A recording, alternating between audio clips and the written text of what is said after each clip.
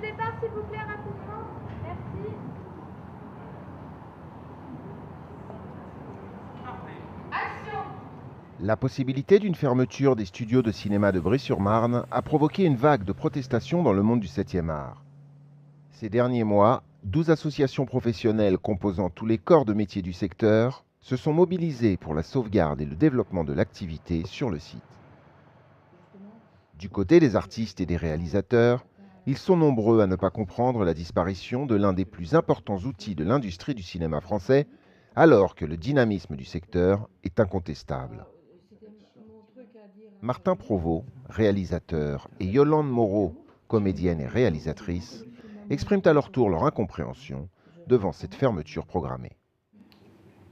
C'est vrai que tout disparaît, enfin, c'est Voilà, de la folie. On a l'impression que je sais pas combien, nous, on est peut-être les 3e producteurs de films dans le monde, et c'est comme si d'un seul coup c'était peau de chagrin, alors que ça devrait être l'inverse. On devrait générer encore plus d'endroits pour tourner, pouvoir accueillir aussi des films étrangers. Il y a toutes les coproductions avec l'Angleterre, la Belgique, l'Europe. En ce moment, c'est très très actif. On est une profession très active, il se passe énormément de choses. Alors, faire disparaître ça, je sais pas, on a l'impression d'une aberration, voilà. On a tourné Séraphine ensemble. Donc, c'était assez inespéré parce qu'on ne trouvait pas de décor pour faire la boutique de couleurs. Je ne sais pas si vous vous souvenez, dans le film, à un moment, il y a une boutique de couleurs qui est très importante. C'est là où Séraphine va s'approvisionner en ripolin avec le personnage de Duval, qui est assez pittoresque, oui, le droguiste. Et c'était compliqué parce qu'on n'a pas tourné le film avec beaucoup de moyens. Donc, il fallait être des maires d'art et on cherchait partout une boutique possible avec une rue. Il fallait faire vivre un peu sans lice. Et Thierry François, le décorateur, m'a emmené à Bry. Et là, j'ai découvert ce truc improbable, c'est-à-dire deux rues entières, un angle avec des boutiques, des maisons, enfin quelque chose de très inespéré vu nos moyens et la possibilité en fait dans un angle de reconstruire complètement la boutique de Duval. Et en plus, ça m'a donné plein d'idées pour la mise en scène parce qu'évidemment, je ne pouvais pas tourner exactement comme je voulais, mais du coup, j'ai tout fait de l'intérieur et j'ai fait vivre énormément la rue avec les départs à la gare. Enfin, tout se passait vu de l'intérieur de la boutique parce qu'il y avait des vitrines partout. Donc on a tout construit à l'intérieur, on a réduit le volume. C'était très beau, c'était vraiment un beau décor. C'est difficile à trouver, comme tu dis, pour des films d'époque en plus. Si ça t'a à trouver dans un endroit réel, c'est encore beaucoup plus compliqué, et souvent c'est difficile à filmer, donc au final ça revient plus cher. Parce qu'une rue, quand vous tournez un film d'époque, la moindre fenêtre, la moindre poignée, la moindre chose doit être changée ou maquillée. C'est un travail énorme, c'est colossal.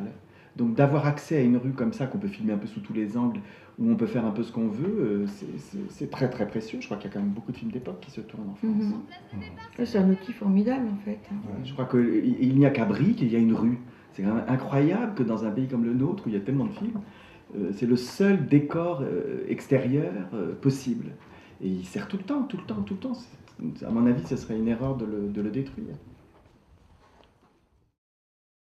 Et j'aime ça, là, il y a une concentration déjà le fait qu'au niveau du son et tout ça, on est dans une bulle, je trouve qu'il y a une qualité, mais...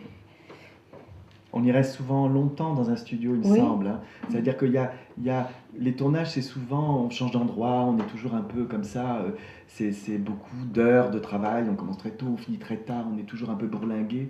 Et là, le studio, je dirais pas que c'est comme aller au bureau, mais il y a quelque chose de l'ordre de l'intime qui se crée, qui est assez formidable, oui. Il y a des liens qui se créent avec la cantine, enfin voilà, il y a quelque chose.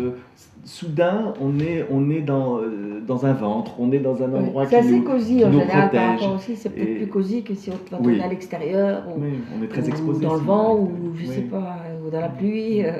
Évidemment, le confort, c'est pas la chose la plus importante dans un film. Mais il n'empêche que quelque chose se crée qui fait aussi la qualité des films. Et alors pour le travail, qu'est-ce qui se crée particulièrement ? je pense, l'exploration du lieu, c'est-à-dire, j'en reviens à Violette, qui a été mon tournage le plus important en studio, on est quand même resté au moins 15 jours, c'est beaucoup sur un film. Et au bout d'un moment, c'est comme d'épuiser quelque chose, c'est-à-dire d'aller au bout de quelque chose. Et ça, le studio vous le permet. Sans doute plus qu'un endroit dont vous ne pouvez pas bouger les murs. Là-bas, tout devient possible. Donc les risques sont plus grands et on peut aller encore plus loin dans la mise en scène. Violette, par exemple, que nous avons tourné à Épinay, tout l'appartement de Violette a été entièrement recréé en studio. Et on s'est beaucoup posé la question, puisqu'elle vivait dans un tout petit espace, de comment j'allais faire. J'ai cherché des endroits qui existaient formidables, avec des cours, des poubelles, enfin j'avais tout. Mais au bout d'une journée de tournage, on serait tous devenus fous. J'aurais été très très limité dans la façon de faire. Et je pense que le studio, là, permet, comment dire, de travailler de façon différente, parce qu'évidemment les murs se déplacent, on peut filmer d'en haut, on peut filmer de partout, tout en donnant l'impression que c'est dans un vrai appartement. Ça, vous ne pouvez pas le faire dans un vrai appartement. Le studio permet une immense liberté, une recréation d'un univers. On avait reconstruit, par exemple, juste pour une scène, des toilettes où Violette s'évanouit. J'ai cherché des toilettes partout dans tout Paris, et puis à un moment, on a fait un devis, on s'est rendu compte que reconstruire des toilettes dans lesquelles Violette pouvait tomber dans les pommes comme je voulais. En plus, elle se regardait dans le miroir, enfin, c'était compliqué, il fallait un miroir qui se renverse. Enfin, il y avait tout ça. En le faisant, ça me coûtait moins cher, et ça coûtait moins cher à la production surtout, que d'aller à Pétaouchnok. Donc voilà, je pense que c'est aussi une solution qui peut être très économique. Donc, quand vous êtes dans le même endroit pendant 15 jours, vous gagnez un temps fou. Ça va beaucoup plus vite. Bien sûr. Il y a beaucoup plus de possibilités.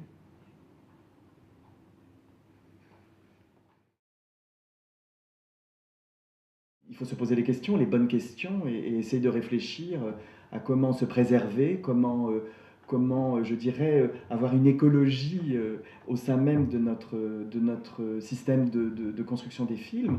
Et je pense, oui, il y a quand même une forme de désengagement de l'État, là, qui est manifeste et qui date d'un certain temps. Et il faut tirer le signal d'alarme, en tout cas, arrêter, puisque notre cinéma est vivant, on fait des belles choses.